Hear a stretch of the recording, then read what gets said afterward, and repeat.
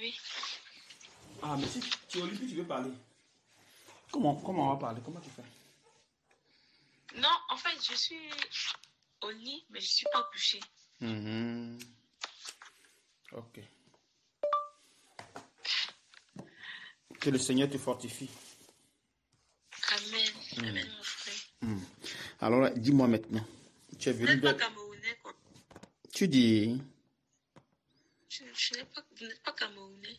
Je ne suis pas camerounais, ça veut dire comment? C'est-à-dire ça? Ça veut dire quoi? Si je ne suis pas camerounais. La voix.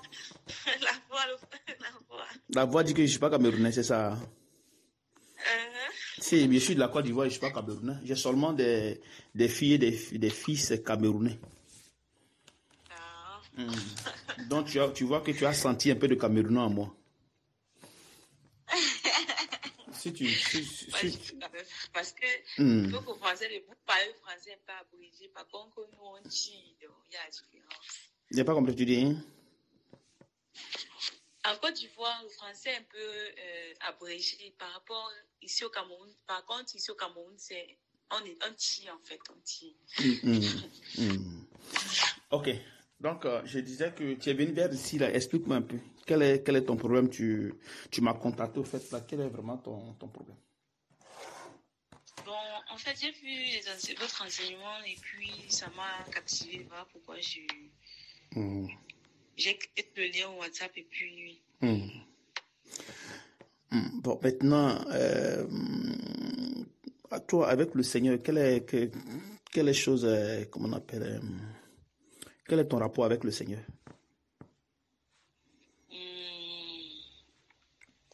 Mon rapport avec le Seigneur, c'est... La question, je ne sais pas si j'ai bien compris ta question, je ne sais pas trop. Mais en fait, quand on parle de rapport, quand il dit rapport déjà avec le Seigneur, ça veut tout dire. Quand il dit Seigneur déjà, je t'enlève dans le monde et je te mets maintenant sur le côté spirituel. Tu vois un peu? Donc quand il dit quel est le rapport entre toi maintenant le Seigneur déjà, tu peux déjà comprendre que quand on va vers le Seigneur, il y a un rapport que nous avons. Je ne sais pas si tu vois un peu. Tu suis? Oui. Tu suis? Oui. Voilà. Je vous suis. Donc c'est un peu ça quoi. Donc il dit quel est maintenant ton rapport. Par exemple, tu m'as dit que tu es chrétienne. Je dis que tu choses. Tu vois, maintenant quel est maintenant ce rapport là, le fait que tu sois chrétienne maintenant, quel est maintenant ce rapport? Est-ce que tu as un bon rapport avec lui ou bien tu n'as pas un bon rapport avec lui? Bon, en fait, à mon niveau, en fait, je fais l'effort d'avoir un bon rapport. Ça veut dire quoi? Déjà que je connais ses commandements, je fais l'effort de respecter, de vivre dans la peur, si je peux dire ça comme ça. C'est-à-dire les choses du monde, j'essaye de laisser. Enfin, pas que j'ai laissé aussi. C'est vrai qu'avant même de l'accepter, il y a des choses, il y a des limites que je n'ai pas franchies. Mais bon, comme on n'est pas assez parfait et il y a plusieurs sortes de péchés. On ne peut pas pécher en acte, mais on pêche en pensée, en parole. Oui. Donc, c'est-à-dire que tu n'es pas... Donc, ton rapport, c'est pas ça. Parce qu'il dit qu'il doit venir nous trouver sans tâche. Et c'est ça donc que je travaille chaque jour. Et maintenant, s'il venait maintenant, est-ce que tu serais prise? C'est pour ça que je travaille chaque jour. Non, peut-être que tu ne me suis pas. C'est-à-dire que s'il vient maintenant, si le Seigneur vient maintenant, est-ce que tu seras prise? Oui. Tu es sans tâche alors, c'est ça? Hein? Pardon? Tu es sans tâche, c'est ça? Hein? Je suis sans tâche. Tu es sans tâche? Oui. Tu es sans erreur, tu ne fais pas de péché? J'évite le péché au quotidien. Chaque jour de ma vie, à chaque fois que je passe avec quelque chose qui peut me pousser peut-être à commettre le même péché, en pensée par exemple. Je dis Seigneur, donne-moi la force d'éviter. Et puis, voilà comment je fais. Je fais l'effort de. À chaque fois de ma. Est-ce que ça ne vient pas? À chaque fois tu ne manifestes pas ça?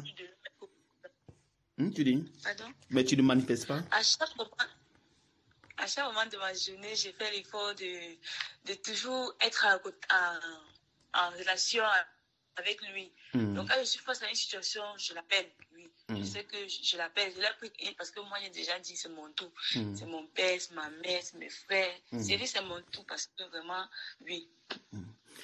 Bon, donc tu es dit par là que tu marches par l'esprit alors. Selon l'esprit. Oui, quand je suis en journée comme ça, même quand je suis à l'école comme ça là, et que je vois peut-être quelqu'un me faire un truc pour me déstabiliser, pour me nuire, je ne peux pas donner la force, oui, donne-moi la force, je t'en supplie, et tout. C'est comme ça que je fais, parce que tout le monde a fait ça. Bon, maintenant, tu dis que tu marches par l'esprit. Tu sais ce que ça veut dire, mais selon l'esprit, tu sais ce que ça veut dire? Parce que Paul a dit ça dans Galates 5,16, non? Marcher selon l'esprit. Oui, j'essaie de dire un peu à mes mots.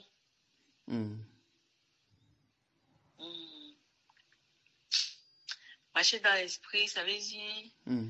Ça veut dire que j'atteins d'abord une dimension spirituelle, d'abord. Ça veut dire que... oui. Mais tu n'as pas entendu parler de ce verset-là?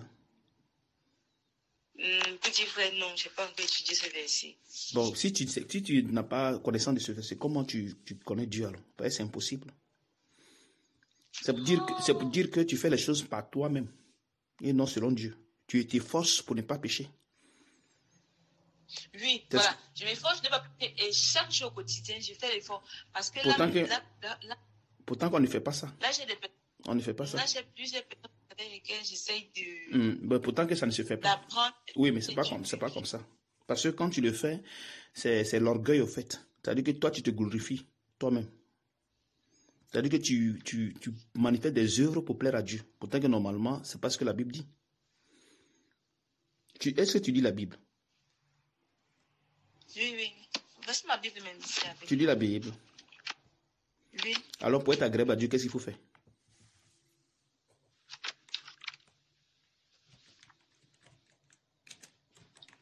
Agréable à Dieu.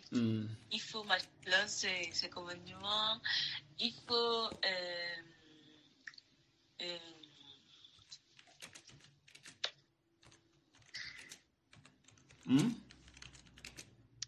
Il faut marcher selon ses commandements. Il faut apprendre, il faut rester dans l'esprit. Voilà, parce qu'à chaque moment, on a fait une chose. Parce que Dieu peut te de tous les connaissances et tous les formes. Bon, il faut prendre Hébreu. Il faut prendre Hébreu 11, verset 6. Hébreu 11. Verset 6.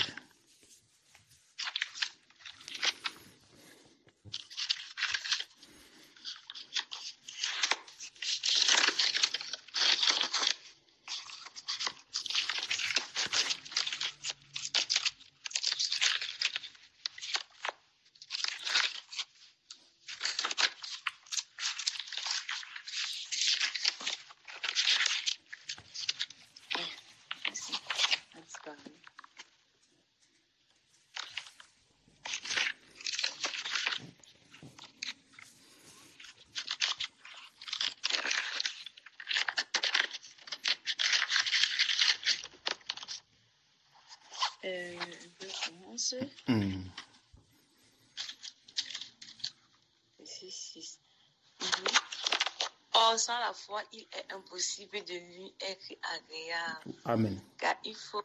Tu comprends déjà cette partie-là? Voilà. Mais est-ce que tu as la foi? Oui. Ça veut dire quoi? Avoir la foi, là, c'est quoi selon toi?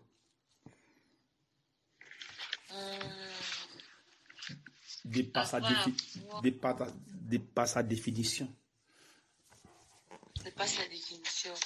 Avoir la foi, c'est d'abord croire que le Dieu d'abord, lui, il existe.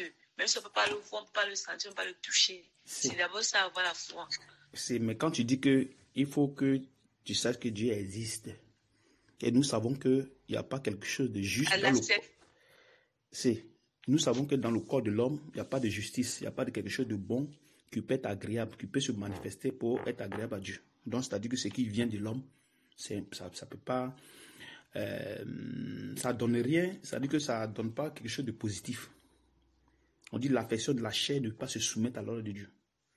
Je ne sais pas si tu suis un peu ce que j'ai dit. Oui. Donc, tout ce qui va quitter de toi, tout ce qui vient d'un être humain est négatif. Tu sais ça? Oui. C'est sûr que tu sais ce que j'ai dit. Prends Psaume 53, verset 2, verset 3.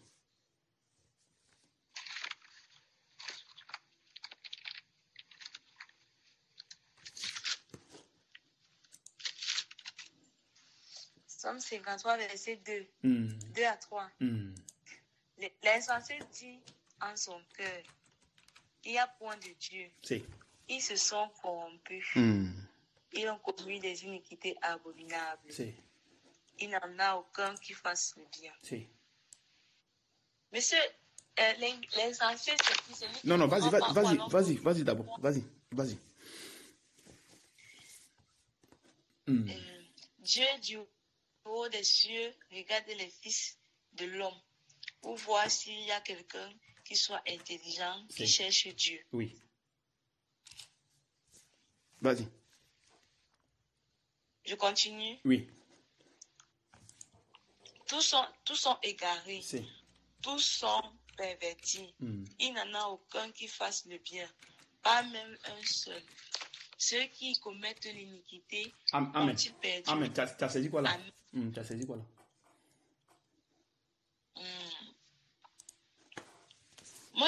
Moi, je me dis... Non, c'est celui qui... Non, pas toi. Je suis en train de dire ce que tu viens de dire là. Qu'est-ce que ça dit? Qu'est-ce que ça explique?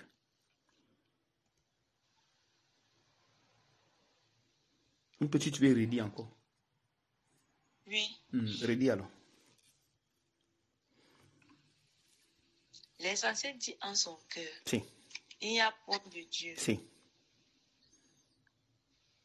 Oui, commence par le verset 1. Commence par le verset 1.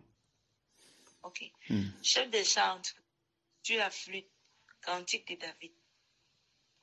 L'insensé dit en son cœur, Il n'y a point de Dieu. Si. Ils se sont corrompus. Ils ont commis les iniquités abominables. Si. Il n'y en a aucun qui fasse le bien. Si.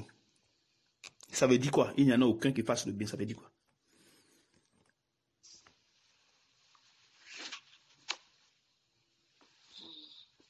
Il n'y en a aucun qui fasse le bien. Si soit dans votre classe, on dit, bon, aucun n'est intelligent ici. Ça veut dire quoi? Quand le professeur entre dans la classe et vous dit qu'aucun n'est intelligent. Personne n'est intelligent dans cette classe. Qu'est-ce que ça veut dire? Oui, ça veut dire qu'on fait les choses superficiellement. Voilà. Donc, vous, l'intelligence dont il parle... Ça veut dire qu'on suit la... Tu dis... Vas-y. Oui, ça veut dire qu'on fait les choses superficiellement. Voilà. Donc, il n'y a pas d'intelligence. Comment dit qu'on... Vas-y. Genre, on dit, si on s'aligne, on fait un peu comme les moutons. Voilà. Donc, on suit juste quelque chose, un fait. Donc, sans toutefois connaître le fond de ce qu'on fait. Voilà. Donc, parmi vous, aucun n'est intelligent. C'est ce qu'il est en train de dire là. Tu vois, non? Il parle aux enfants d'Israël. Est-ce que tu comprends? Je comprends. Donc, maintenant, quand Dieu dit ceci à l'homme, en disant que aucun n'est intelligent, aucun, personne n'est intelligent parmi vous. Est-ce qu'un va se lever pour dire que je suis intelligent, je vais te suivre?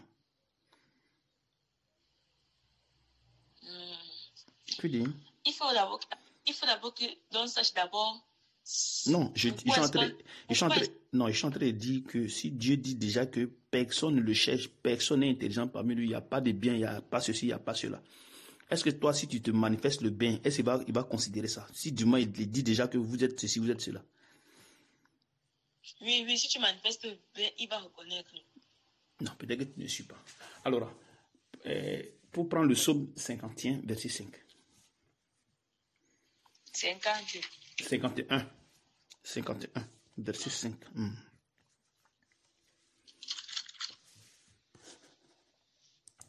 Verset. Verset, monsieur. Verset 5. Verset 5. Car je reconnais mes transgressions et mon péché est constamment devant moi. Tu dis quoi? Car je reconnais mes transgressions et mon péché est constamment devant moi. Tu dis quel verset? Verset 5. Tu as quelle version de la Bible? En fait, c'est la Sainte Bible. Bon. Ah. Bon, ici, c'est écrit, voici, je suis né dans l'iniquité et ma mère m'a conçu dans le péché. Péché. Voilà. Donc, celui, c'est bon. La version, c'est 1910. Donc, la Sainte Bible. Donc, le péché est dans le corps de l'homme. Oui, parce qu'on est conçu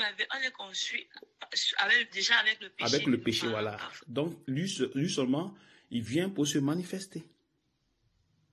Tu vois un peu. Donc, ce qui veut dire qu'il n'y a aucun bien dans l'homme. C'est ce que Somme est en train de dire là. Somme que tu viens de dire là. C'est ce que tu suis. Il faut lire Romains 3, verset 9.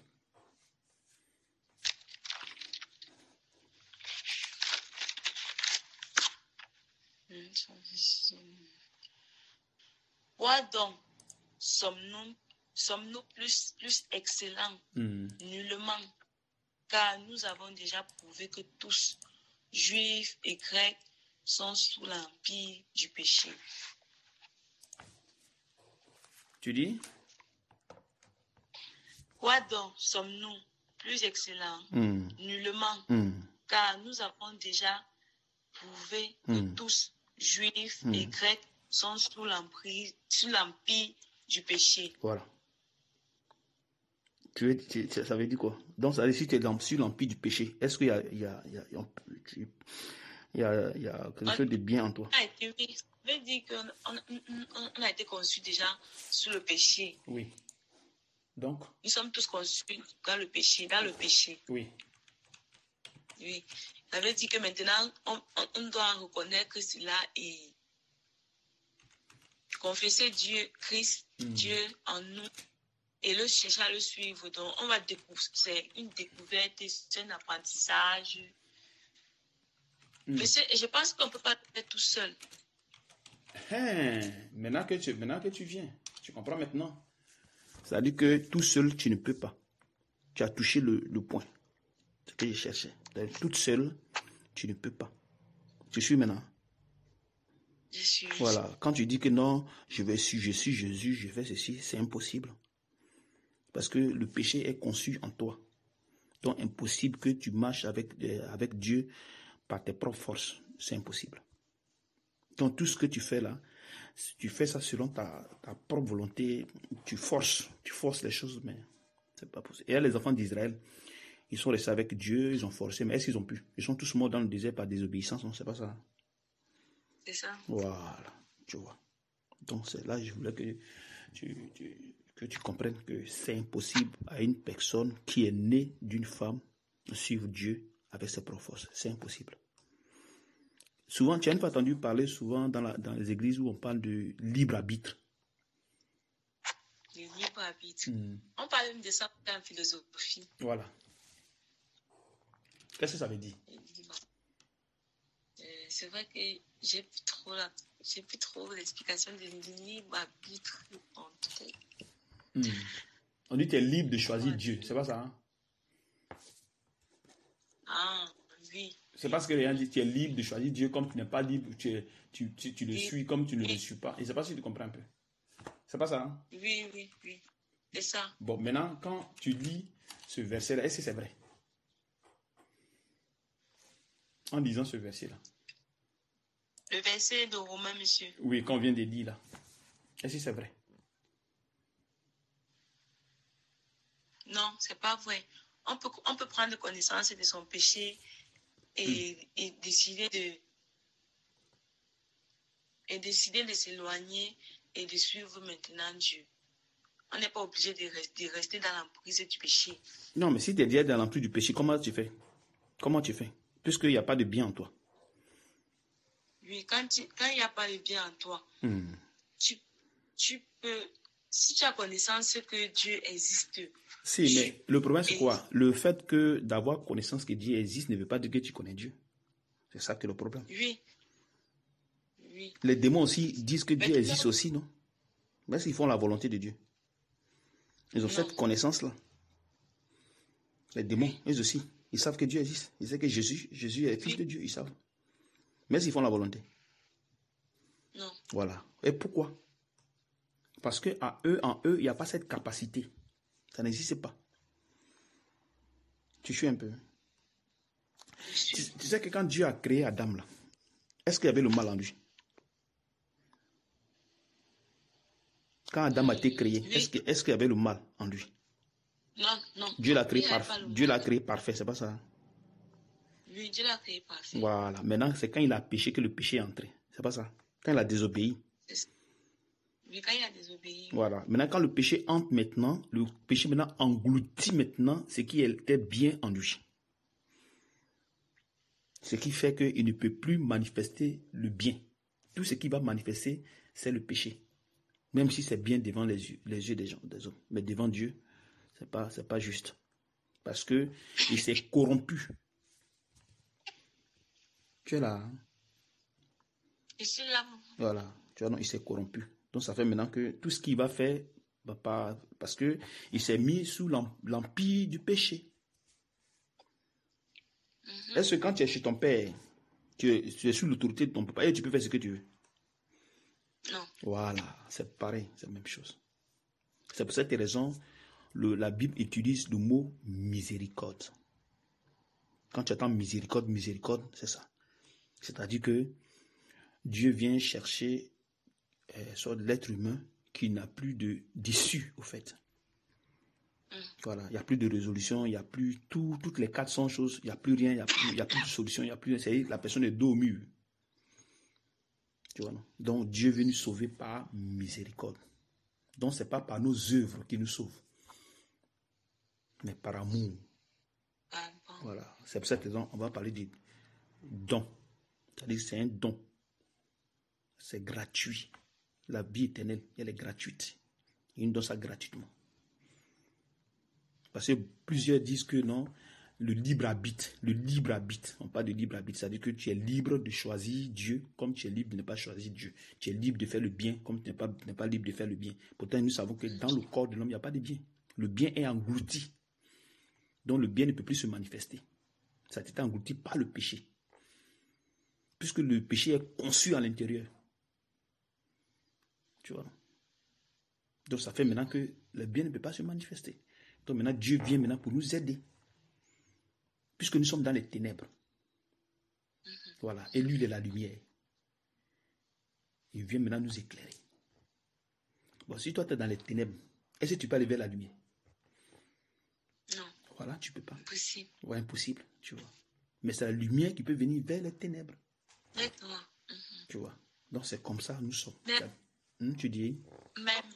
Mais monsieur, je voulais savoir, est-ce que quelqu'un qui n'a jamais vécu les épreuves, qui n'a jamais vécu les attaques, genre mystiques, spirituelles, négatives, et toutes sortes de malédictions, toutes ces choses-là, est-ce que la personne peut prendre connaissance qu'il a été conçu le péché, qu'il y a le mal en lui et décider d'aller vers la lumière, de croire, de se laisser guider? Est-ce que c'est possible que quelqu'un qui voit sa vie d'une façon positive? Si, mais qu'est-ce que Romain dit? Romain a dit quoi? Romain que tu viens de dire a dit quoi? Romain 3 a dit quoi? Parce que quand tu prends la Bible et tu mets le raisonnement, tu ne peux pas s'en sortir. Tu vois un peu. Parce que souvent, les gens mettent souvent la philosophie dans la Bible, l'intelligence humaine, tu vois. C'est ce qui crée souvent problème aux gens. Quand tu commences à dire non, mais si c'est comme ça, non, c'est ceci, c'est cela, tu commences à fausser les choses. Mais quand tu... Non, je voulais ça va parce que de tout mon parcours, je vois toujours que ceux qui ont confessé Christ et qui se sont laissés guider. Non, tu dis laisser, là tu dis laisser guider. Tu dis laisser guider, c'est autre chose. C'est pas que tu le fais de toi-même. Et c'est pas si tu comprends un peu quand souvent un peu tu parles. Est-ce que tu suis un peu le langage, quand tu suis un peu ce que tu dis? Oui. Parce que quand tu dis laisser guider, ce n'est plus toi qui te guide, c'est pas ça. Hein? Ça. Voilà. Parce que quand tu dis laisser guider, déjà ce n'est plus toi. C'est-à-dire qu'il y a quelqu'un qui va te guider. Et qui est cette personne? C'est-à-dire que cette personne n'est pas dans les ténèbres. Mais cette personne est dans la lumière. Donc c'est cette personne qui te guide. Voilà. Voilà pourquoi je dis que quand tu es dans les ténèbres, tu ne peux pas te guider parce que tu es d'abord ténèbres. Alors, comment tu arrives à te guider? Tu dois te guider seulement dans les ténèbres, mais non dans la lumière. Ténèbres. Voilà. Je ne sais pas si on se comprend un peu. Oui. Voilà. C'est pour cette raison que je dis que tu ne peux pas le faire pour dire que non, je fais ceci, je fais cela. Non, tu ne peux pas. Tu ne peux pas. De toi seul, tu ne peux pas t'en sortir. Raison pour laquelle, il faut remarquer bien dans la Bible, quand Adam a péché, c'est Dieu qui est venu vers Adam, non? Il lui a demandé, où es-tu? Voilà. Quand Abraham était idolâtre, c'est Dieu qui est venu vers lui, mais c'est Abraham qui est venu vers Dieu. Qui est allé vers Dieu. C'est Dieu qui est vers Abraham. Et Moïse, qui est venu vers Moïse? C'est pas Dieu. C'est Dieu. C'est Dieu. Voilà. Et maintenant, qui est venu vers comment dirais-je, les enfants d'Israël? C'est pas Jésus. C'est Jésus. Ou bien eux, ils sont partis vers Dieu. Non, Voilà, Jésus. tu vois, non. Donc, ils étaient dans les ténèbres et Jésus est venu. Donc, c'est Jésus qui vient vers les ténèbres. Parce qu'il eut les lumières pour éclairer les ténèbres. Tu suis un peu ce que j'ai dit. Je suis, monsieur. Voilà. Je pense que ça te dérange pas. Hein? Non, non. C'est moi qui suis venue. En fait, chaque fois, j'ai toujours besoin des guides.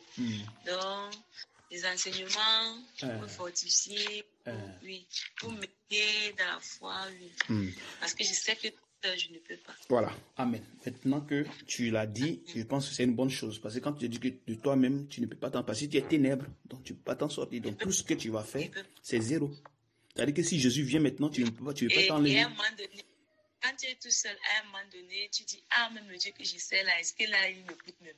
Pourtant, quand tu es guidé par quelqu'un qui est dans la lumière déjà, et à chaque fois que tu peux déjà baisser les bras, à chaque fois que tu réfléchis, dis que non, c'est là l'ennemi qui est en train de vouloir te faire telle chose, c'est l'ennemi qui est en train de, tu es sur le bon chemin. C'est que quand tu es dans et quand tu es en Christ, tu vas toujours avoir la direction.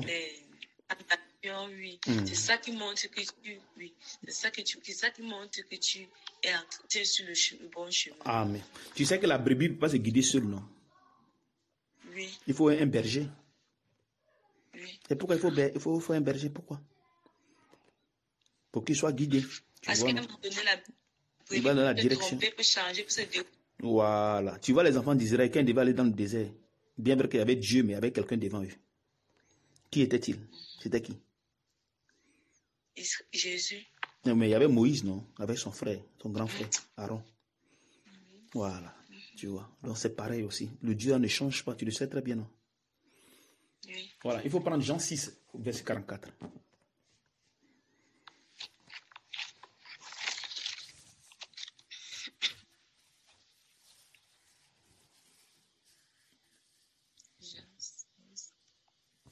Jean 6, 44.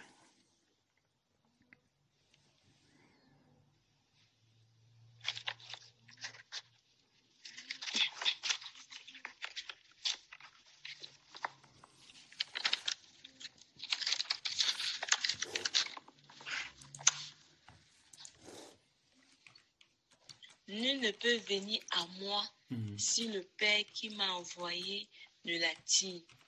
Et je le ressusciterai au dernier jour. Ça veut dire quoi? Que nul ne peut passer par le Père s'il ne passe par le Fils. Qui est Jésus. Mais il a prononcé un verbe là-bas. Je le ressusciterai. Il faut relire encore. Relis encore. Nul ne peut venir à moi si le Père qui m'a envoyé ne l'attire. Voilà. Donc il y a une attraction.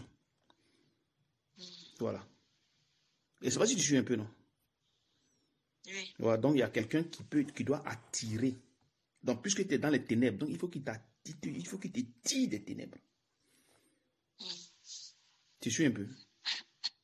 Oui. Voilà. Donc, ce n'est pas la personne elle-même qui sort des ténèbres. Il y a quelqu'un qui vient la prendre dans les ténèbres. C'est la raison pour laquelle tu ne peux faire ça de toi-même. Quand Jésus dit dans Matthieu 28 en disant, allez, faites de toutes les nations des disciples, baptisez au nom du Père, du Fils, du Saint-Esprit, et enseignez-leur ce que je vous ai prescrit. Tu connais ce verset-là, non? Oui. Donc, ça veut dire qu'on ne se fait pas disciples. Il dit, allez, faites de toutes les nations des disciples. Voilà, il dit des disciples. Il n'a pas dit allez faire les disciples. Il dit, parce que faire les disciples, faire les disciples, c'est deux sens. C'est pas la même chose. Il dit allez faire de toutes les nations des disciples. Voilà. Je ne sais pas si tu suis un peu ce qu'il dit. Oui. Voilà. Donc ça veut dire qu'on ne se fait pas disciple. Donc si du moins on ne se fait pas disciple, on ne peut pas se conduire. Il faut que quelqu'un vienne te faire disciple. Et c'est cette personne-là qui va te faire grandir maintenant dans la foi. La foi. Voilà.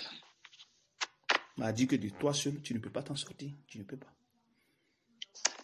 Il faut que tu sois guidé. Voilà. Il faut que tu sois guidé pour que tu arrives à connaître maintenant qui est Dieu.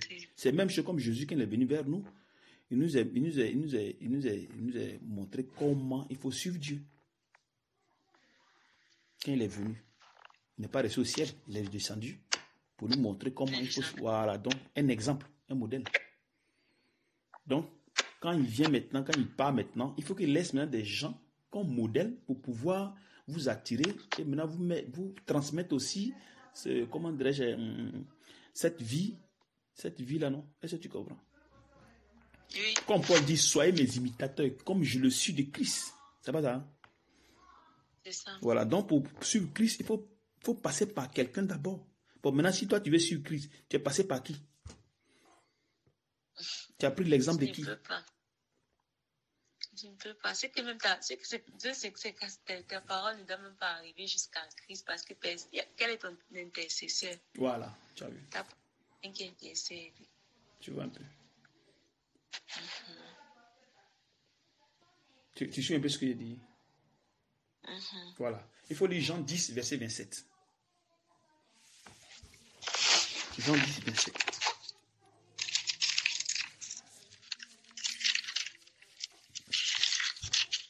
Que le Seigneur te fortifie. Amen.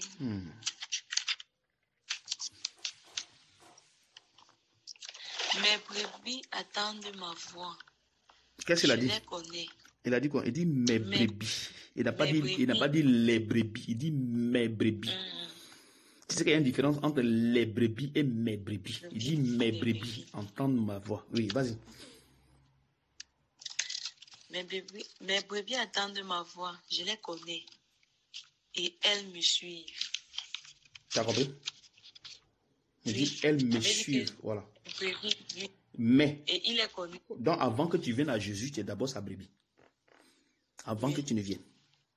C'est pas quand tu viens que tu deviens brebis. Non. Il dit mes brebis entendent ma voix. Il n'a pas dit les brebis entendent ma voix. Quand ils viennent maintenant, ils deviennent mes brebis. Non. Il dit mes brebis. Donc étant dans le monde qu'on prêche la parole et que tu attends la voix du Saint-Esprit, le Saint-Esprit t'attire. Donc tu viens vers Dieu parce que tu es un enfant de Dieu. C'est pour ça que on ne devient pas enfant de Dieu. Tu suis? On ne devient pas? On ne devient pas enfant de Dieu. On est enfant de Dieu. Bon, je vais te poser Nous sommes tous enfants de Dieu. Non, c'est pas ça. Je vais te poser la question. Tu es né de ta mère ou bien tu es devenu enfant de ta mère? Je suis né de ma mère. Ah! C'est pareil, tu comprends? Voilà. Donc, tu es né de tes parents, mais tu n'es pas devenu enfant de tes parents. C'est pareil pour nous. On devient enfant de Dieu à partir de la parole, parce qu'on a une nouvelle naissance. Tu suis un peu? Voilà. On est d'abord né. Quand on dit nouvelle, c'est qu'il y a ancien. Voilà. Donc, on est né de nos parents par la chair. Tu comprends, non? Donc, on maintenant, voilà, tu as vu. Donc, on devient enfant de Dieu par la parole. Voilà, par la parole, on devient. Parce que quand on vient nous prêcher la parole, c'est la parole qui fait de nous enfants de Dieu. Mais ce n'est pas qu'on le devient. On est déjà enfant de Dieu. Par Adam. d'Adam par nos parents, donc par la chair.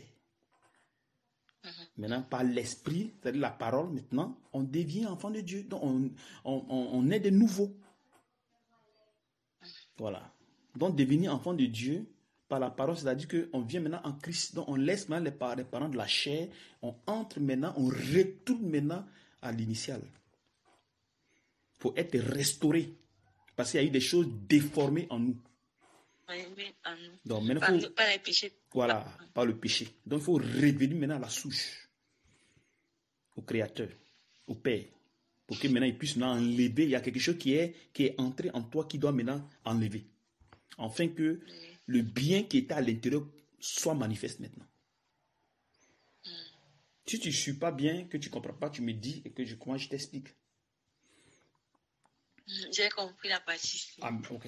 Maintenant, retourne dans ton verset. Verset 10. Verset 10, 27, Jean 10, 27. Vas-y. Verset 27.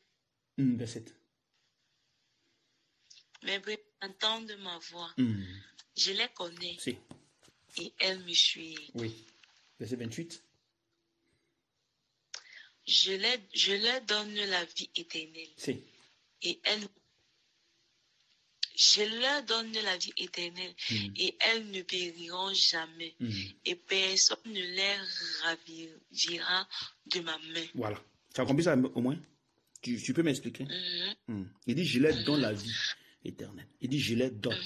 D'autres disent que donne ta vie à Jésus. Et c'est juste. Quand tu dis ça.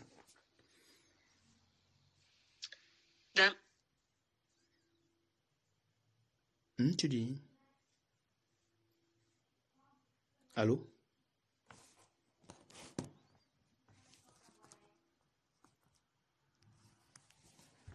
Allô? Allô?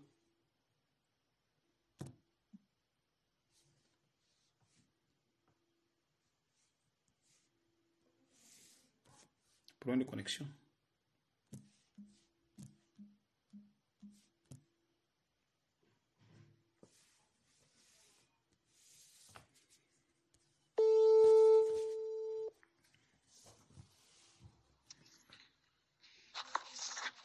Allô? Vous avez problème de connexion, hein? Oui, apparemment.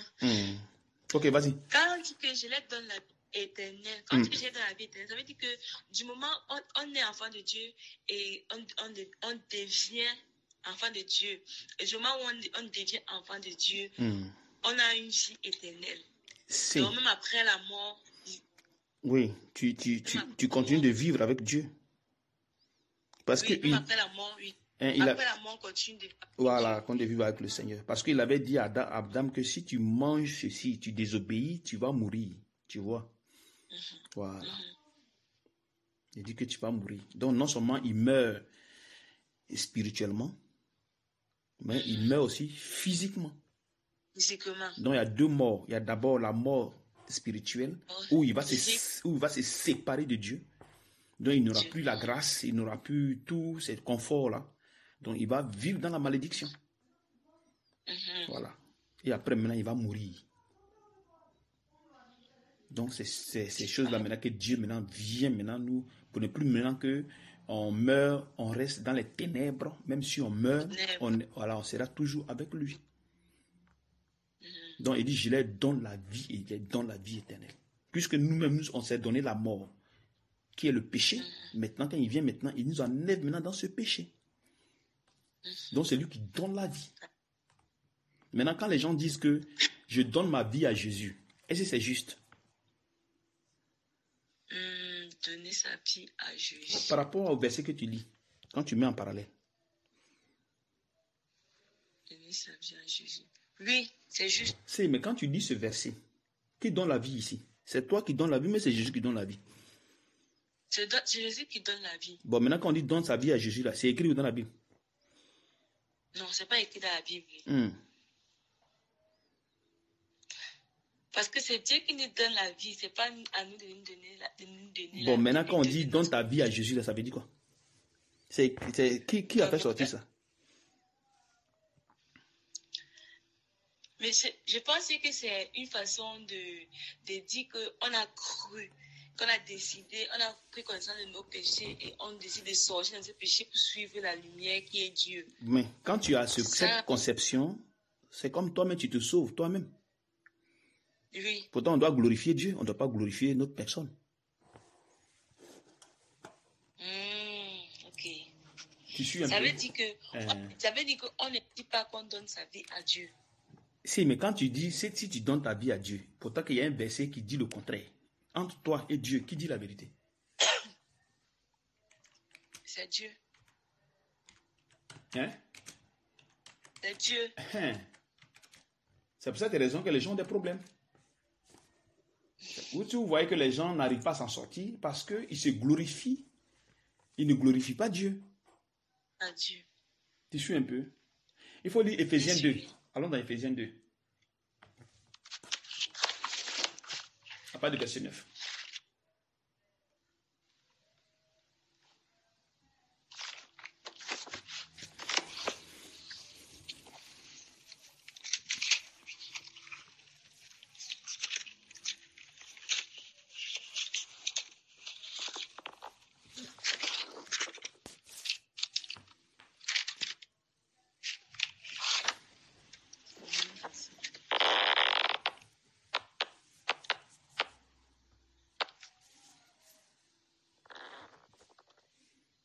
Éphésiens 2, verset 8.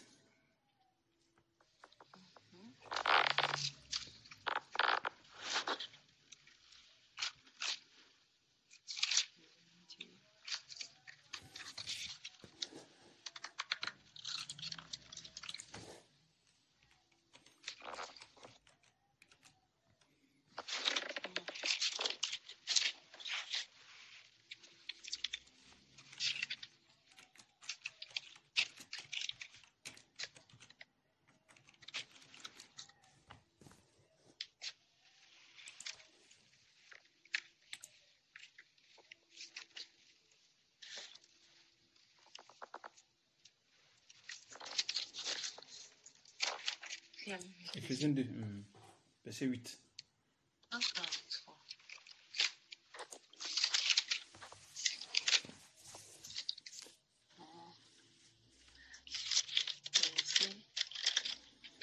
Éphésiens 2, verset.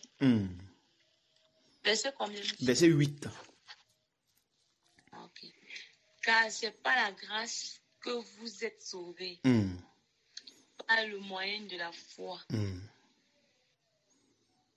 Et cela ne vient pas de vous. C'est le don de Dieu. Tu as bien saisi? Après, ce que vous avez dit tout à l'heure là. Vas-y. Car c'est pas la foi. Car c'est pas la grâce que vous êtes sauvés. Par le moyen de la foi. Et cela ne vient pas de vous. C'est le don de Dieu. Oui. Et après? Ce n'est point par les œuvres, afin que personne ne se glorifie. Tu as compris maintenant? Donc quand toi tu dis que non, j'ai fait un effort pour suivre Dieu, tu ne le connais pas.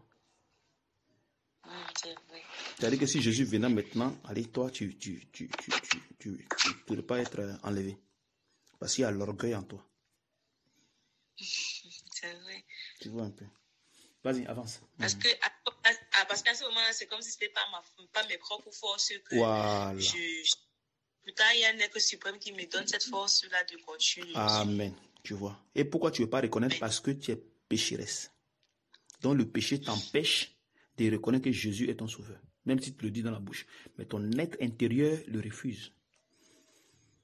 Voilà. Pourquoi? Parce que tu es possédé par le péché. Donc, étant possédé par le péché, les portes sont ouvertes pour que tu sois guidé par des esprits impurs. Parce que étant dans le monde, on a fait beaucoup de choses. On a fait beaucoup de concessions avec les esprits. C'est-à-dire qu'on a eu à sortir avec plusieurs mecs ou bien plusieurs femmes. On a menti. On a été impoli avec les parents. On a été impoli avec les amis. On a fait la violence. On a manifesté le mensonge. Les convoitises, tout ça sont liés à des démons. Donc, toutefois qu'on manifeste, le démon entre en nous. C'est-à-dire que si tu mens, tu es une personne qui ment, le démon de mensonge entre en toi.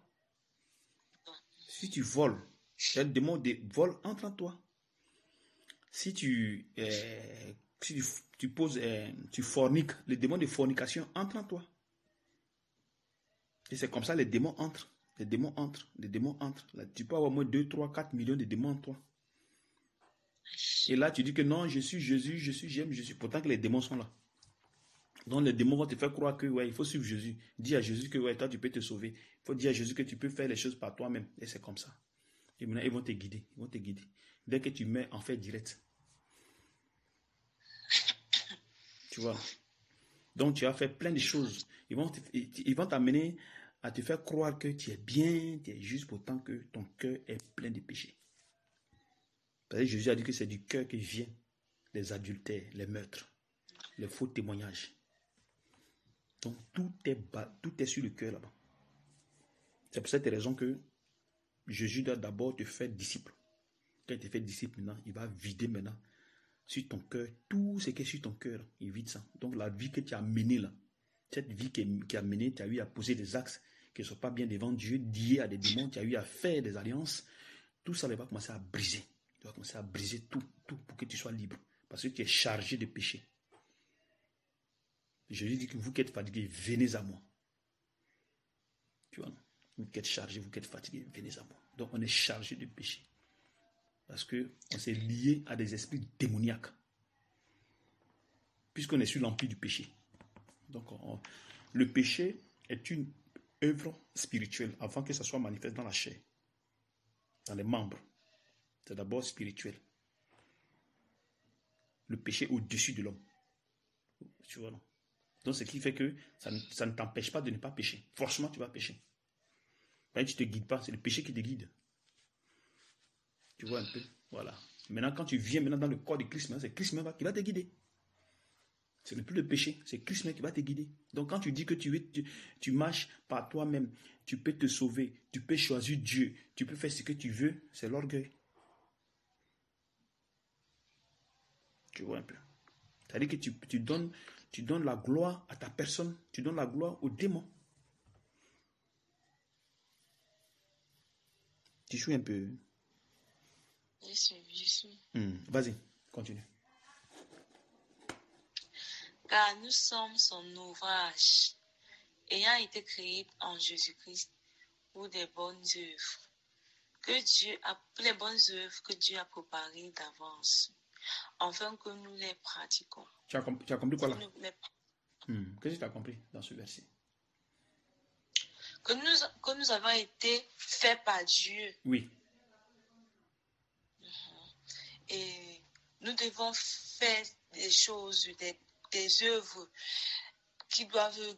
Non, allons dans le verset et il faut relire encore pour que tu comprennes. Parce que quand tu as commencé à... vas-y. Je commence au début. Non, le 10. Le 10. Car nous sommes son ouvrage, ayant été créé en Jésus-Christ pour de bonnes œuvres. Donc, ayant été créé en Jésus-Christ. Tu vois, non? Donc, déjà créé. Nous sommes son ouvrage, ayant été créé en Jésus-Christ pour de bonnes œuvres.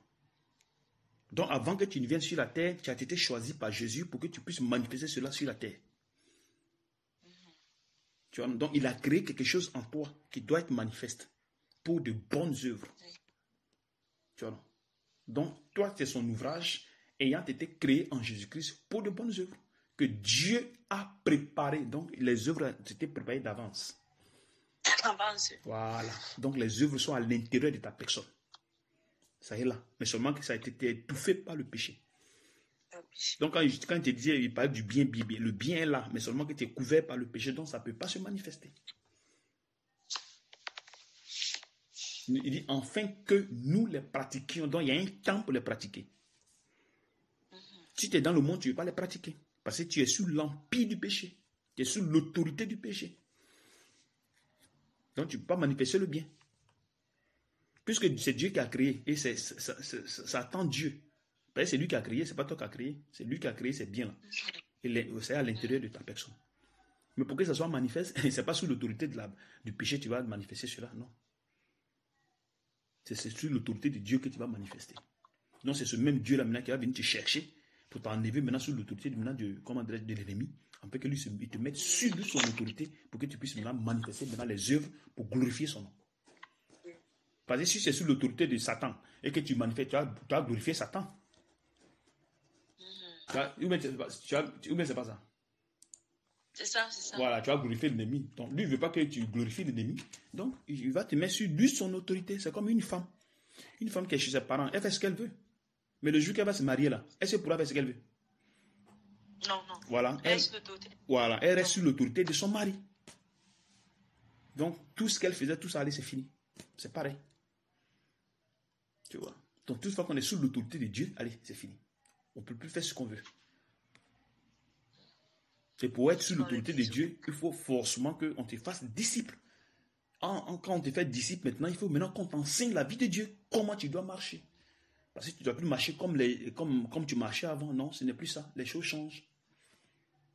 Ta vie change. C'est pour ça que quand Dieu vient dans ta vie, il bouleverse ta vie. C'est pas comme tu vivais avant, machin, non, il bouleverse ta vie. Si tu dis que tu connais Jésus, puis ta vie n'est pas bouleversée, c'est que tu ne l'as pas encore connu. Tout change en toi. Ta mentalité, ta manière de faire, ta manière de parler, tout. Tu dis. Est-ce qu'on va voir la différence? Oui, forcément. Est-ce qu'on va voir la différence quand tu t'abondes et quand... Oui, forcément, ils vont voir la différence. Mais si tu n'as pas la différence, que tu es comme les autres, qu'est-ce qui change? Rien. Rien ne change. Et tu peux faire les choses par toi-même disant que non, je vais faire ceci, mais à un moment donné, la chair va prendre le dessus. Le dessus. Avec le temps, un peu, allez, la chair va prendre le dessus. Tu suis un peu ce que j'ai dit. Oui. Si tu ne suis pas, tu ne comprends pas bien, tu me dis, comme ça je t'explique encore pour que tu arrives J'ai compris. Tu as compris? J'ai compris. Ok. Alors dans Acte 13, si tu es prêt pour partir, je sortis, tu me dis, tu me préviens. D'accord. Tu as encore un peu de temps? Un peu, oui. Ok. Acte 13. Est-ce que ce que je te dis là, ça te fortifie? Amen. Ça me fortifie beaucoup même. Oh, amen. Donc, acte 13. À part de verset 46.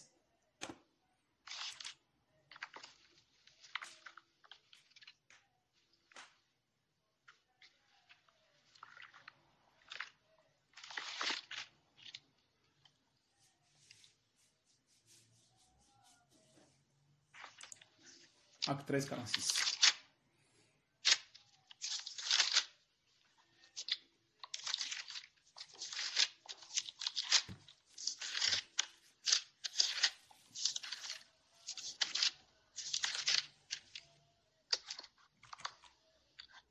Paul et Barnabas leur dit avec assurance, c'est à vous premièrement que la parole de Dieu devait être annoncée.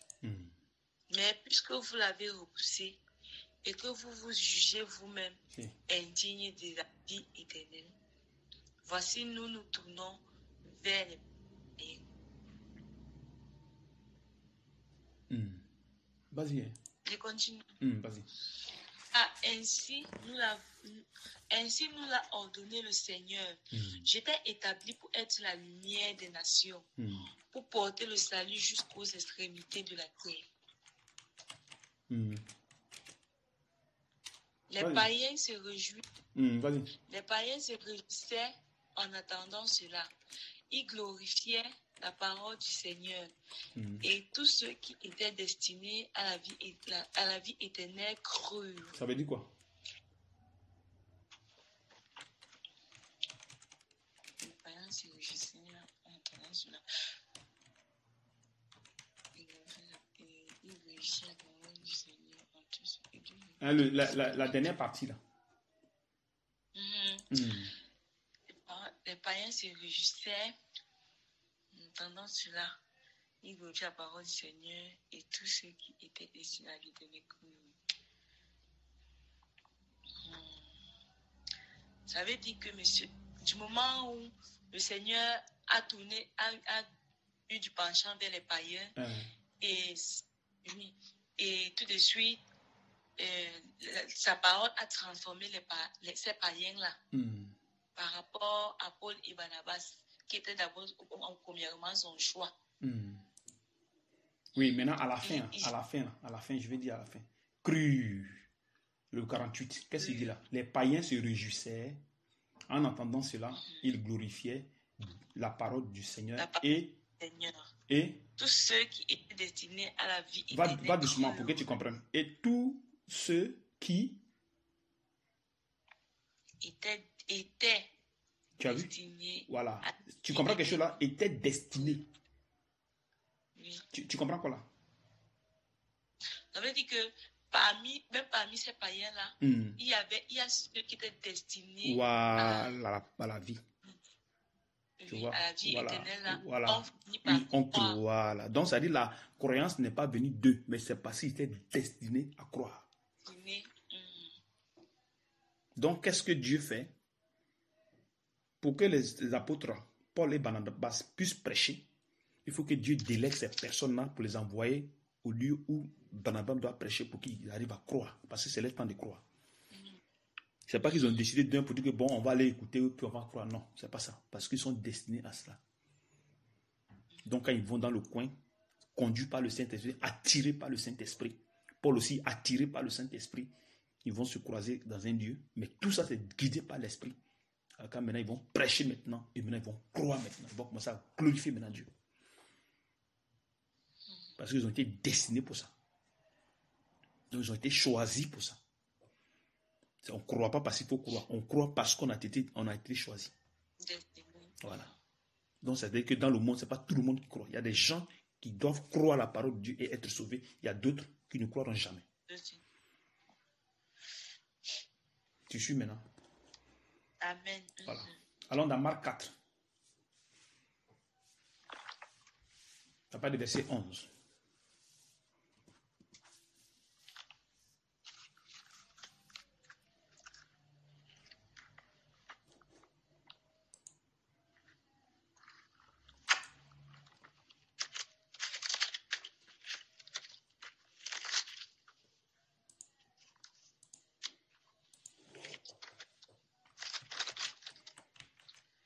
Il leur dit, c'est à vous qu'a été donné le ministère du royaume de Dieu.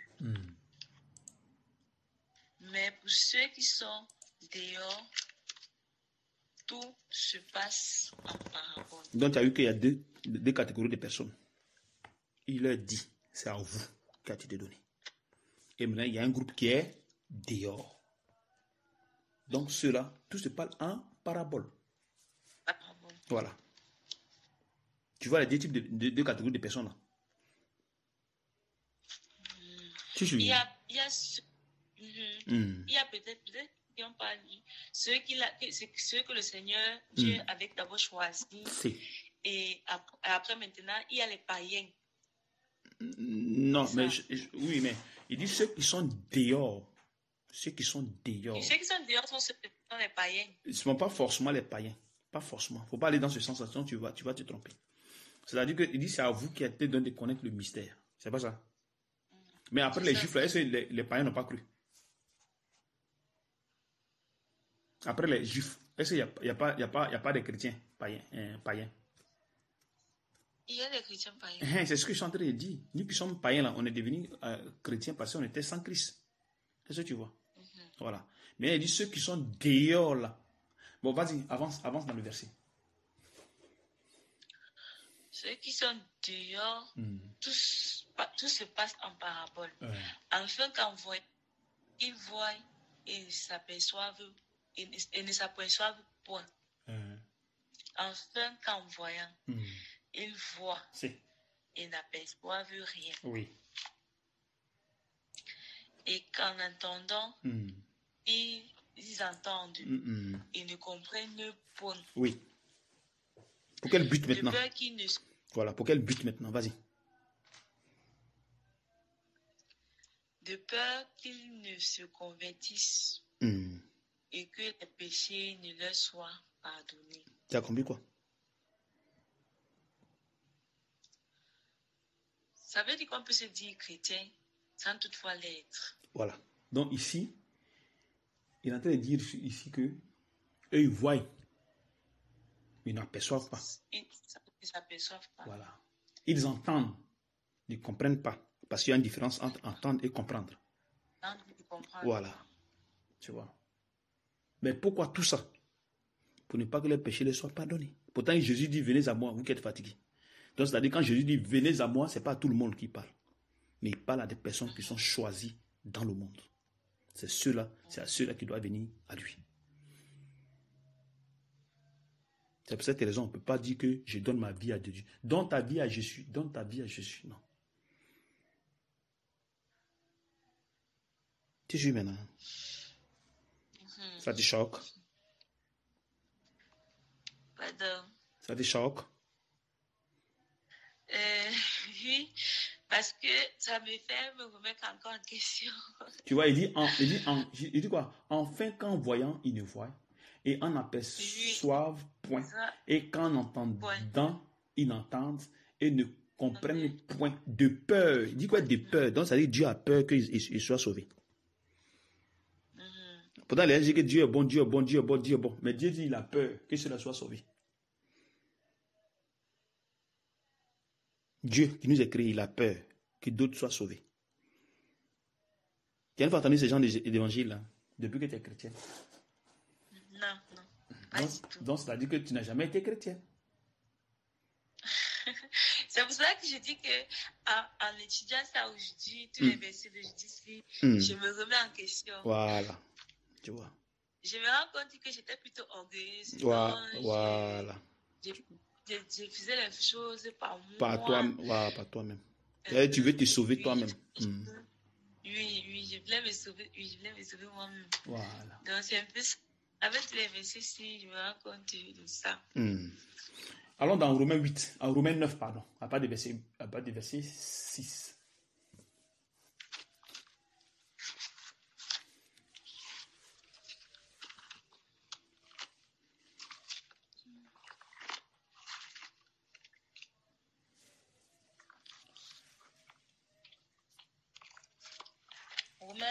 Romains 9, pas de verset 6.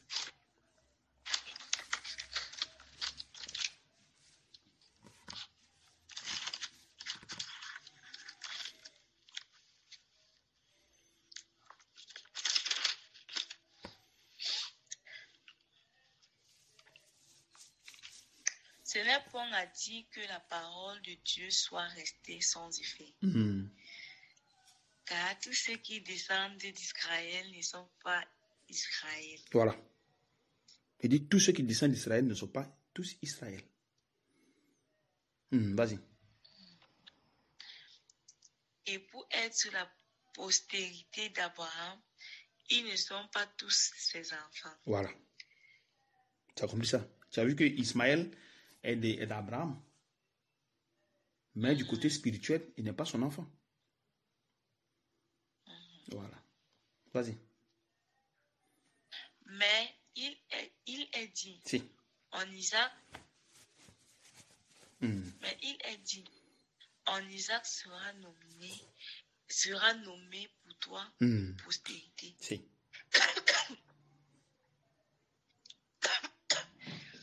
En Isaac sera nommé par toi une postérité.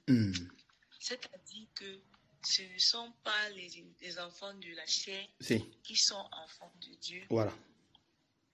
Mais ce sont les enfants de la promesse qui sont regardés comme la postérité. Tu as vu que Dieu a dit à Abraham, il avait dit à Abraham que ta femme sera enceinte. Qu'elle sera enceinte là. Je vais faire mon alliance avec l'enfant-ci. Abraham dit, non, j'ai un enfant que j'ai mis au monde moi-même, parce qu'il a combiné un truc avec sa femme. Sa femme, puisqu'il ne faisait pas d'enfant. Donc, sa femme lui a dit, bon, comme j'ai ma servante là, Agar là, il faut sortir avec elle. Comme ça, cet enfant-là va hériter tes biens, machin. Là, au moins, on a un héritier.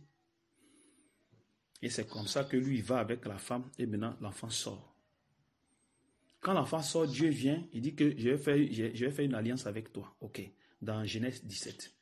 Tu vois. Donc, il fait une alliance avec Abraham. Il dit, il faut marcher Devant ma femme, il faut être correct, il faut être intègre. Tu vois, non? Donc, il a fait une alliance avec lui, il a fait une alliance avec ses descendants, il a fait une alliance avec les autres nations. Donc, 3 alliances qui ont été faites. Tu vois un peu. Voilà. Maintenant, l'alliance qu'il a fait l'alliance. Maintenant, il va te dire, je vais te donner un enfant, donc un enfant de la promesse qu'il va donner, Isaac. Pourtant qu'Ismaël était déjà né. Mais puisque Ismaël n'est pas né de la volonté de Dieu, mais il est né par la volonté de la chair, donc Dieu dit non, il ne veut pas ça. Dieu dit, veut ce que je vais te dire là. Voilà, c'est cet enfant-là qui est pur devant moi. Allô, monsieur? C'est. Allô? Allô? Oui, je t'écoute. Tu es là, hein? Je disais que à 10 heures, je dois aller m'apprêter. Ok, d'accord. Pas de problème. Donc, tu vois, donc il dit ici maintenant que l'enfant de la chair, où toi-même tu t'es chargé de faire l'enfant, là, moi je ne suis pas dedans. Mais l'enfant que je vais te promettre, c'est cet enfant-là qui sera devant, qui sera bien. Voilà, de la promesse. C'est cet enfant-là avec là que je vais essayer de faire des choses. Tu comprends un peu, non? C'est ton téléphone qui fait ça ou bien c'est moi? Ou bien c'est la connexion? C'est la connexion. Donc tu suis un peu. Voilà, donc c'est ce qu'il est en train de dire là. Donc c'est-à-dire que il veut nous faire comprendre quoi ici? C'est-à-dire que normalement, une personne qui doit aller avec une femme doit aller avec la femme selon la volonté de Dieu. De Dieu. Voilà, pas selon la volonté de la chair. C'est-à-dire que tu ne vas pas avec la femme pour dire tu vas prendre plaisir.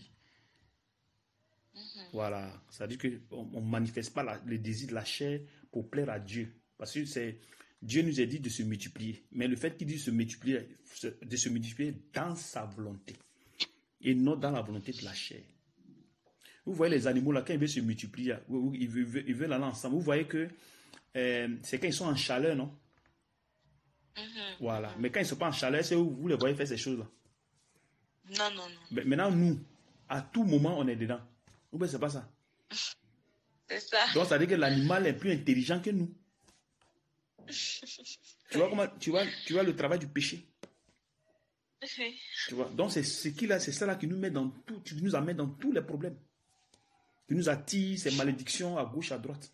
Parce que en allant là-bas, on va essayer de, comment dirais-je, on va argumenter, on va chercher d'autres choses, d'autres plaisirs, machin, tout ça. Donc, on va augmenter encore le péché. Ce qui fait qu'on a tous les problèmes. Après, on dira que bon, si tu n'es pas bien au lit, ça ne sera pas bien dans le mariage, vous allez vous séparer. Donc, ceci, tu vois, voilà. Donc, vous allez commencer à acheter des astuces, les trucs pour pouvoir vous plaire, pour que ton partenaire ne te lâche pas, ne te laisse pas. Pourtant que le mariage est une institution divine. Voilà, tu vois. Tu vois où le péché nous amène dans tous les sens. Donc, revenons maintenant à notre verset. Vas-y. Je continue. Dans Romains 9, oui. Je reprends. Non, faut continuer. Ok. Ils ne sont pas tous les enfants.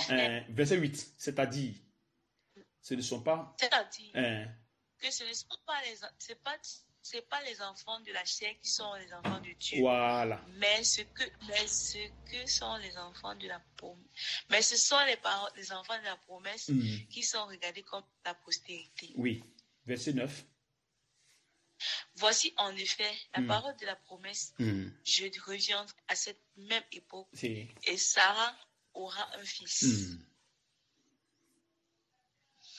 Et de plus, il en fut ainsi de Rebecca, qui conçut du seul Isaac, notre père. Oui.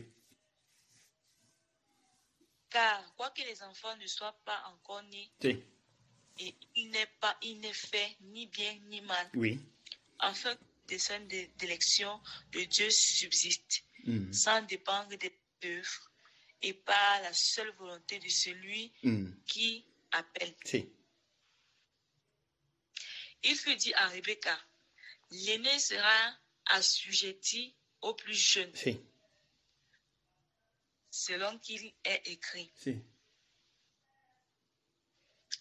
J'ai aimé Jacob et j'ai haï Isaïe. Si. Que dirons-nous? Tu as vu? Donc, Tu as vu que Dieu, il y a- Dieu est. Ces créatures-là, il est d'autres. Mhm. Donc, ce n'est pas par la volonté que tu es sauvé. Non, non, non. Mais c'est par le choix de Dieu. Il t'en met déjà dans le ventre. Donc, ce n'est pas parce que tu as fait le bien, le mal. Non, ce n'est pas ça. Mais c'est parce que Dieu a choisi. Donc, son choix s'impose.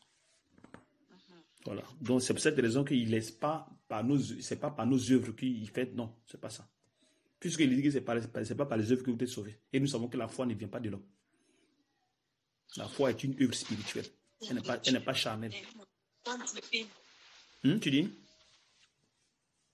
La foi est une institution divine. Voilà, tu vois. Vas-y. Donc, verset 14. Que dirons-nous donc? Que dirons-nous donc? Y a-t-il en Dieu de l'injustice? Loin de là. Si. Car il dit à Moïse, je ferai miséricorde à qui je fais miséricorde. Oui. Et j'aurai compassion de qui j'ai compassion. Oui. Ainsi donc, cela ne dépend ni de celui qui veut, Si. ni de celui qui court, mais de Dieu qui fait miséricorde. Voilà. Donc, toi, ce que tu es en train de faire, en train de courir ici, de tenir bien tout. Et non, c'est pas ça. Voilà. Parce que tu es dans les ténèbres. Donc, tout ce que tu fais, tout était ténèbres, ce que tu faisais. Vas-y. Mais celui qui va te faire miséricorde. Vas-y. Mais celui qui avait fait Miséricorde. miséricorde. Voilà. Mais Car l'Écriture, ouais, verset 17, oui. Car l'Écriture dit à Pharaon. car l'Écriture dit à Pharaon, je t'ai suscité à dessein pour montrer en toi ma puissance. Oui. Et en fait que mon nom soit publié par toute la terre. Oui. 18. Ainsi. Ainsi, il fait miséricorde à qui il veut et il endurcit qui il veut. Voilà. Donc, si tu ne crois pas en Jésus, c'est lui qui va endurcir ton cœur. Donc, tu as dit que non, je crois en Jésus, tu as crié Jésus, Jésus, mais au fond, tu ne le connais pas. Au fond, tu ne le connais pas. Il va endurcir ton cœur pour ne même pas que tu saches même que c'est lui. Tu vas seulement juste embrouiller, seulement c'est tout. Tu suis. Je ne sais pas si lui à partir là, il fait comment, monsieur? Je dis, pour ne pas que tu viennes à lui, il va endurcir ton cœur. Pour que tu partes en enfer. Donc, il va te faire croire que tu crois en lui, mais au fond, tu ne crois pas. Verset 19. Tu me diras, pourquoi blâme-t-il encore? Car qu'est-ce qui résiste à sa volonté? Voilà. Donc, sa volonté s'impose. Personne ne peut résister à sa volonté. Si tu dis qu'il va te sauver, il te sauve. C'est pas que toi, tu diras que non, moi, je vais me sauver ou bien moi, je vais me choisir. Je ne veux pas suivre Jésus. Jamais. Ça n'existe pas. Si aujourd'hui, toi, tu es devant ma face, tu es en face de moi, là, c'est parce que Dieu l'a voulu. C'est Dieu qui t'a attiré. Donc, la publication que tu as regardée, là, c'est Dieu qui t'a amené là-bas. Amen. Mais tu ne sais pas. Le Saint-Esprit qui t'a attiré pour que tu viennes ici. Amen. Tu suis. Je suis au Amen. Voilà. Amen. Vas-y.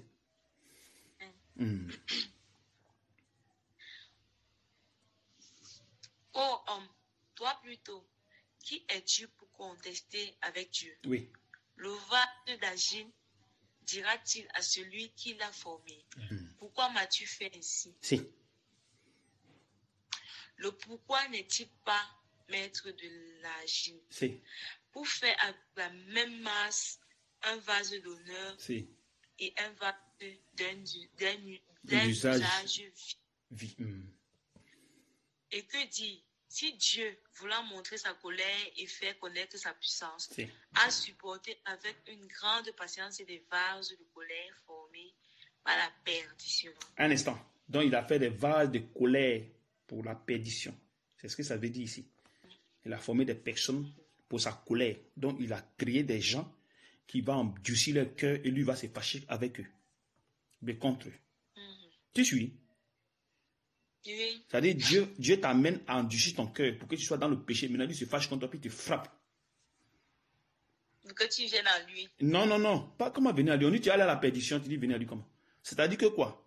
Vous êtes dans le monde. Vous êtes deux groupes de personnes. Il y a un groupe qui vient à lui parce que vous avez été formés pour venir à lui. Les autres ne viennent pas, il va endurcir leur cœur, il va les tuer. Il va les brûler. Donc, en quelque sorte, ce n'est pas de leur volonté, mais c'est la volonté de Dieu qui s'impose à eux. Pour que Dieu ait la colère pour pouvoir chicoter, pour les frapper. Donc, Dieu endurcit leur cœur pour ne pas qu'ils viennent. Donc, ils sont été créés comme ça. Ils sont orgueilleux. Voilà, donc il les donne l'orgueil, il les tout, il met ça en eux. Eux vont penser que ça vient d'eux, mais au fond, ça ne vient pas d'eux. Et il ne fait pas savoir que c'est eux, c'est lui qui fait ça. Non, non, il ne fait pas savoir ça. Il ne leur fait pas savoir. Et bon, tu dis. Et souvent, ce sont ces mêmes personnes-là qui disaient que Dieu n'existe pas, non, que Dieu c'est une création. Oui, non, quelqu'un peut dire que Dieu n'existe pas, mais au fond, il est enfant de Dieu. Il peut, quand le temps vient, il vient à Dieu. Il y a d'autres qui le disent. Parce que vous êtes sous l'empire du péché. Que Dieu, c'était une invention. C'est ce que je suis en train de dire, que étant dans le monde, vous êtes les enfants de Dieu et il y a les enfants de la perdition. Il y a deux groupes de personnes. C'est pour ça que tout le monde n'est pas enfant de Dieu. Mais les enfants de Dieu peuvent tuer, peuvent mentir, peuvent dire que Dieu n'existe pas. Ils peuvent aller contre tout. Mais quand le moment arrive, la sémence qui est à l'intérieur se manifeste, allez, il tourne sa langue. C'est vrai. Voilà, il tourne sa langue. Même s'il était sorcier, il était Illuminati, il avait mangé des gens, tout ça, Dieu pardonne. C'est pas parce que quelqu'un dit que Dieu n'existe pas qu'il est de la sémence du mal. Non, c'est pas ça. Il peut être enfant de Dieu, il peut tenir ces choses. Donc, toutefois que le temps arrive, allez, Dieu l'enlève là, il vient.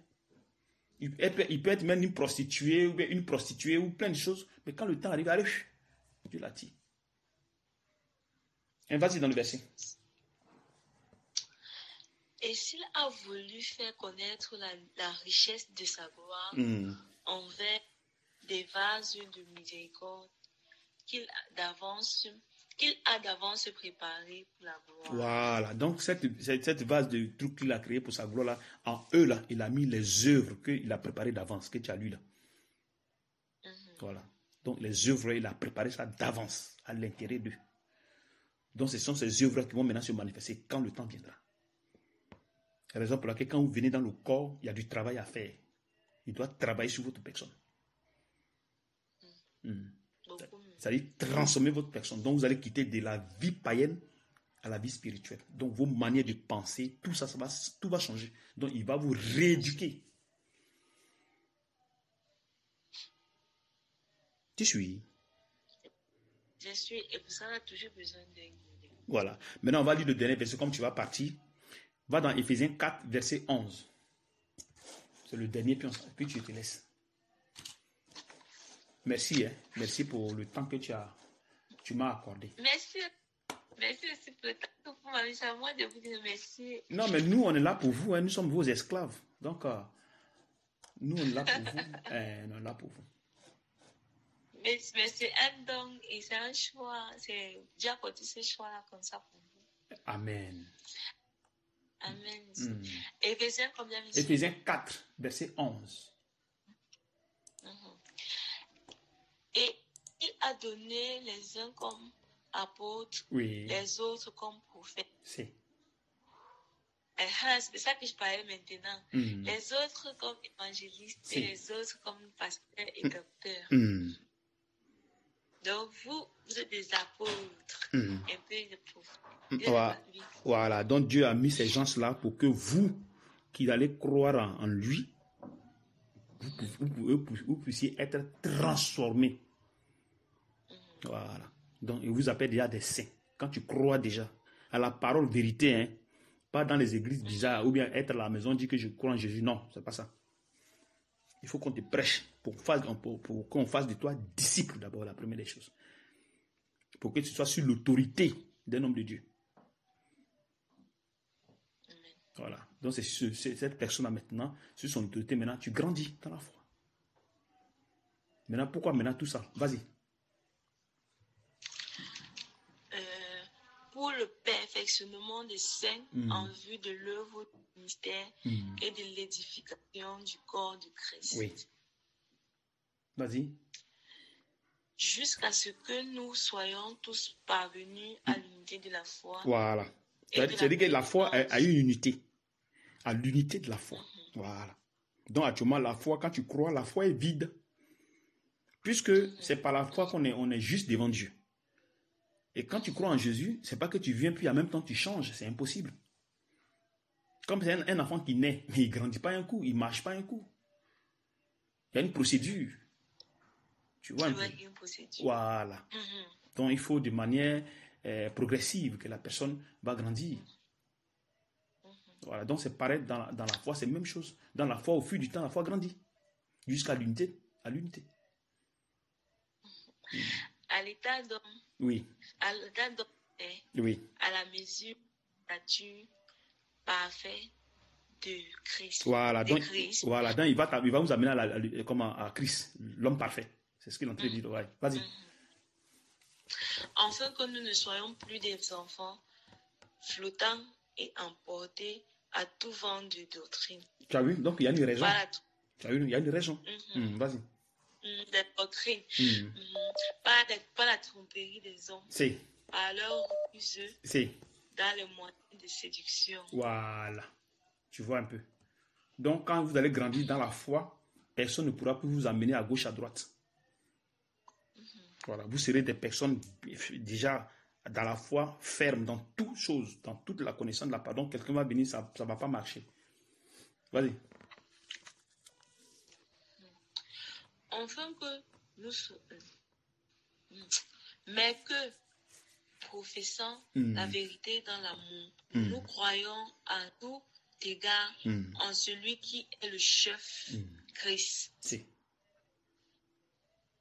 C'est de lui et grâce à tous les liens de son assistance que tout le corps, bien coordonné et formant un solide assemblage, tire son accroissement selon la force qui convient à chacune de ses parties et s'édifie lui-même dans l'amour. Voilà, tu as vu? Donc, c'est lui qui est l'assistant. Donc, pour qu'on puisse croître, c'est lui qui nous guide. C'est lui, voilà, qui va nous guider, nous tous. Donc, il va mettre des choses en place pour que tout parte ensemble, de manière juste. Mais il donne à chacun une mesure, une force, à chacun d'avancer. Donc, les forces que nous allons manifester, la plupart de nous, ça vient de lui, puisque tout est œuvre spirituelle. Voilà, donc la transformation va comment dirais-je, c'est lui qui va opérer ça. Tu suis un peu? Oui.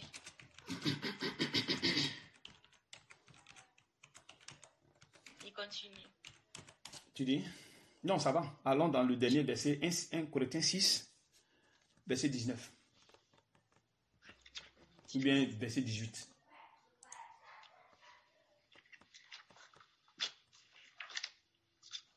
Verset 18. 1 Corinthiens 6, 18.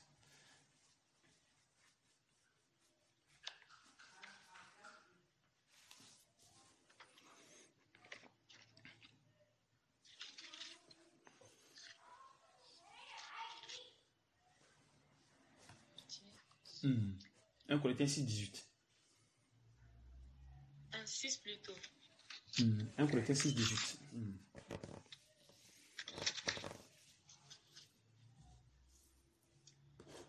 Fuyez l'impudicité. Fuyez l'impudicité. Quelque autre péché qu'un homme commet, ce péché est hors du corps. Mais celui qui se livre à l'impudicité pêche contre son propre corps. Ne savez-vous pas que votre corps est le temple du Saint-Esprit qui est en vous, que vous avez reçu de Dieu et que vous ne vous appartenez pas à vous-même? Voilà. Tu as vu qu'il a dit que vous ne vous appartenez plus. Donc quand tu vas rentrer ici dans le corps, ici, ton corps ne t'appartient plus.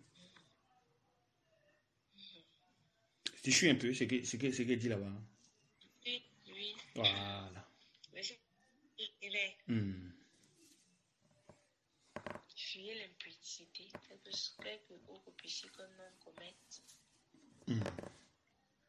Non, vas-y, faut finir le verset. Car vous avez été racheté à un grand prix. Voilà, donc c'est lui qui vous est racheté. Il ne vous est pas acheté, il vous est racheté. Parce qu'il y a une différence entre acheter et racheter. Voilà. Il ne vous est pas acheté, il vous est racheté. Hein, tu dis? Car vous avez été racheté voilà, à un grand prix. À un grand prix. Donc ça dit qu'un rachat, quand on parle de rachat, ça dit que c'est quelque chose que tu avais déjà d'avance et tu vas reprendre. Donc une chose que tu as acheté qui t'appartenait et que tu as perdu ou bien que tu as peut-être mis quelque part en garant ou un truc comme ça que tu vas reprendre. Donc tu reprends, tu rachètes la chose. Est-ce que tu comprends? Je comprends. Tu suis un peu? Oui. Voilà. Vas-y. Glorifiez donc Dieu dans votre corps et dans votre esprit qui appartiennent à Dieu. Voilà.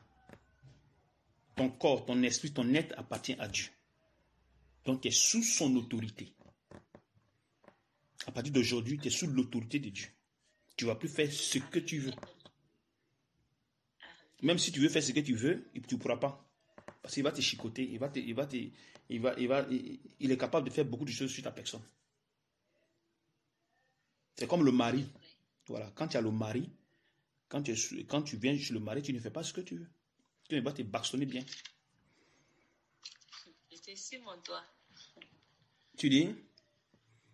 Il m'a dit que tu es sur mon doigt. Oui, tu vois, voilà, tu vois. C'est pareil avec Dieu. Voilà, quand Dieu vient, quand tu viens à Dieu, tu es sous son autorité. Tu n'es plus sous l'autorité du monde. Non, c'est fini. Donc, il prend, tu es là, il te guide, comment tu dois faire, qu'est-ce que tu dois faire, tout ça, c'est lui qui te guide. Tu vois un peu. Parce qu'il doit te rééduquer. Il va enlever la vie du monde en toi, il va enlever l'amour qui est en toi, là, il va enlever ça. L'intelligence, la sagesse, tout ça, il va enlever. Pour mettre lui sa sagesse, son humilité, son intelligence, ton amour, il va mettre ça en toi. Pour que tu puisses manifester. Pour que tu puisses aimer ton prochain. Il va enlever la jalousie, les soupçons, tout ça, il va enlever. L'inquiétude, les murmures, tout ça, il va enlever. Les désirs sexuels, tout ça, il va enlever ça en toi. Pour qu'il puisse mettre lui sa volonté. Pour que tu puisses marcher correctement selon lui. Et non plus selon ta chair. Voilà pourquoi il va parler d'obéir à vos conducteurs. Il faut lire Hébreux 13, 17, pardon. Qui sera peut-être le dernier verset. Ça fait 3 fois qu'il dit le dernier verset. Dieu sait c'est pourquoi. Amen. Hébreux 13, verset 17.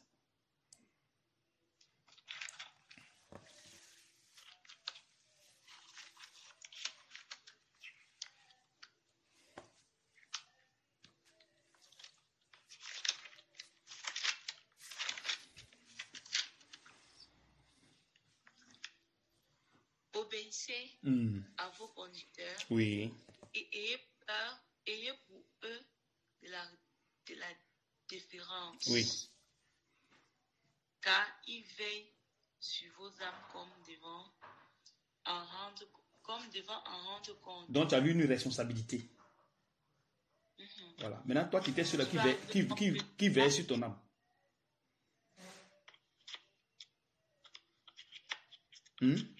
Obéissez à vos conducteurs et ayez pour eux de la déférence. Car ils veillent sur vos âmes. Oui, c'est ce que tu as dit, mais qui veille sur ton âme? Par exemple, tu dis que tu connaissais Jésus, là, tu le suivais, là. Qui veille sur ton âme?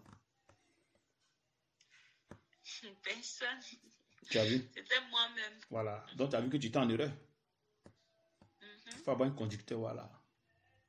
Puisque tu es dans le péché, tu es dans les ténèbres. Donc, il faut que quelqu'un te conduise pour que tu puisses maintenant, comment dirais-je, être maintenant lumière. Voilà. Quoi qu'il en soit ainsi, afin qu'il le fasse avec joie. Voilà. Donc, non, voilà. Donc, ça dit que tout part de l'obéissance. Voilà. Il faut que vous soyez obéissant quand vous venez ici. Vous ne devez pas vous imposer. Non, je veux que ça soit comme ça. Je veux ceci. Non, ça ne marche pas. Jusqu'à ce que, allez, votre cœur maintenant s'attache à Dieu pour marcher selon la volonté. Amen. Voilà. Maintenant, dis-moi. Tu as quelques questions? Non, amen. Tu as quelques questions?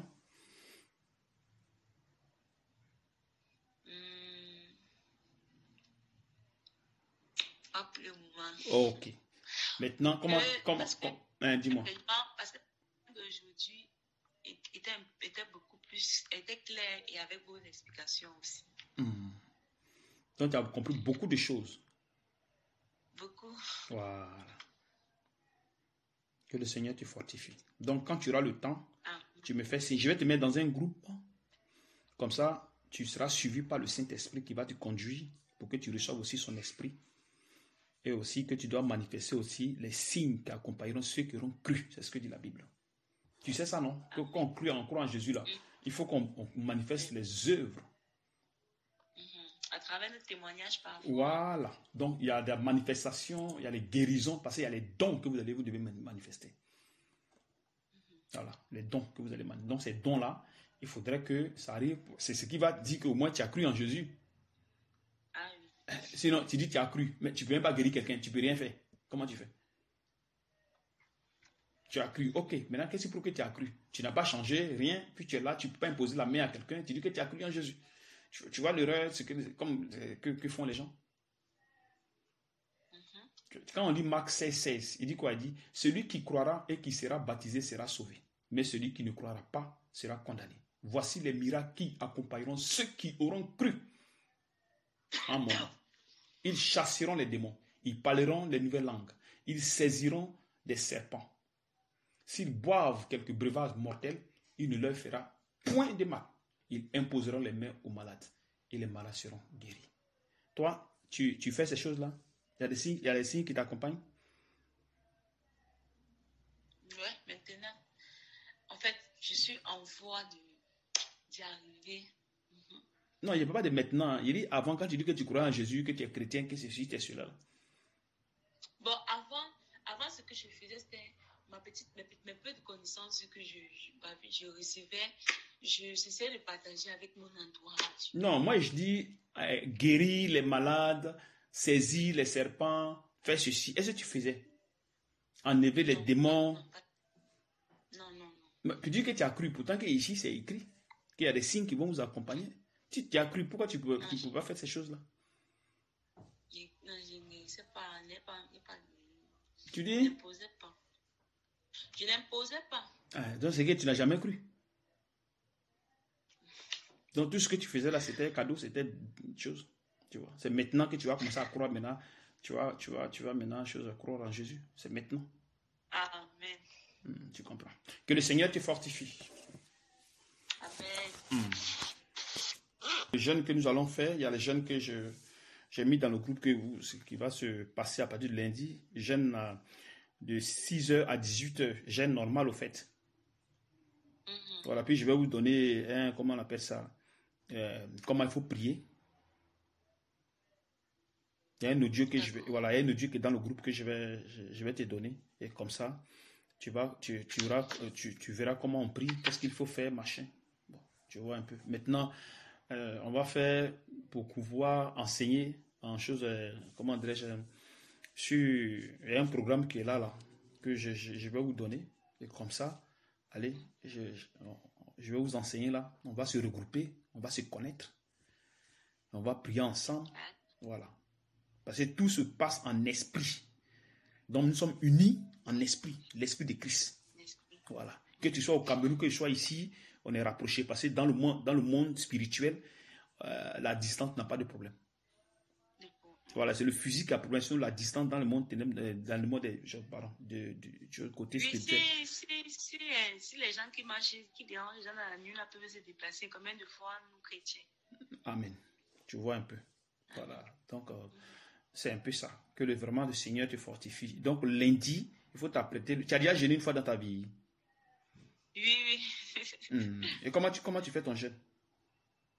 Bon, c'est vrai que, pour connaître, généralement, quand je vais jeûner, moi personnellement, je suis du genre manger, je mange pas à tout moment. Du coup, par exemple, quand je vais prendre un jeûne, c'est à ce moment-là que j'ai envie de boire à tout moment. Tu as envie de boire, tu as envie de manger, tout ça.